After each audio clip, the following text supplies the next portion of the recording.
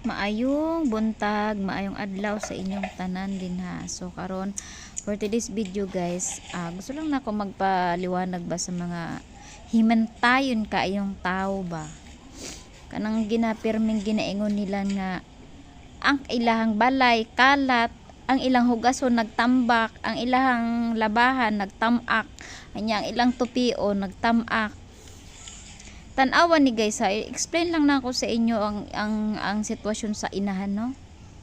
Grabe mo ba manlibak ba? Manta bang manlibak mo ug wapod mo mga anak nga.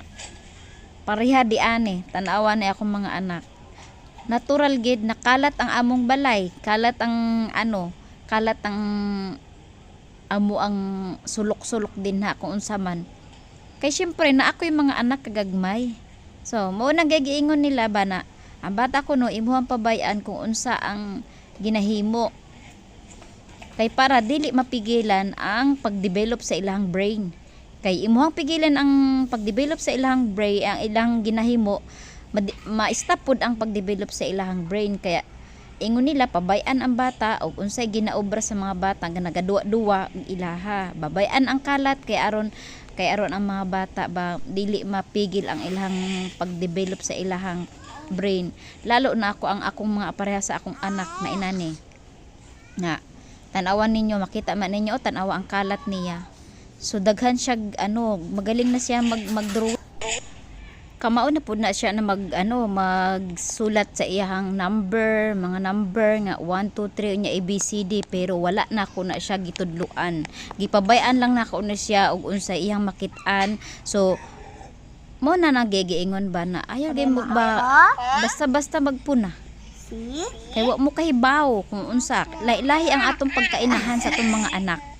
Kaya dili mo dapat manghusga, di mo dapat maghimantay. Bantayan na ninyo inyong pamilya, bantayan ninyo inyong sariling kung unsa mo pagkainahan sa inyong mga anak.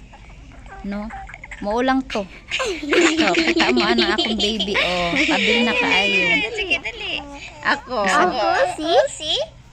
bisag kapoy ko ay makitaan lang na ako na siya magsig katawa matanggal na ang ako ang kakapoy.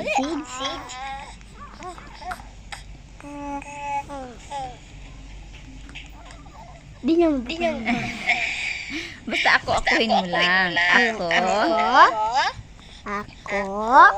Say ako.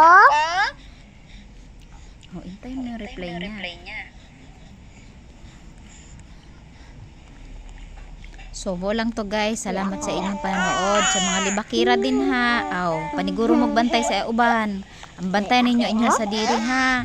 Kaya aron maayo ang inyong pag pamilya, maayo ang inyong takbo sa inyong utak, sa inyong mga anak. Sa inyong utak.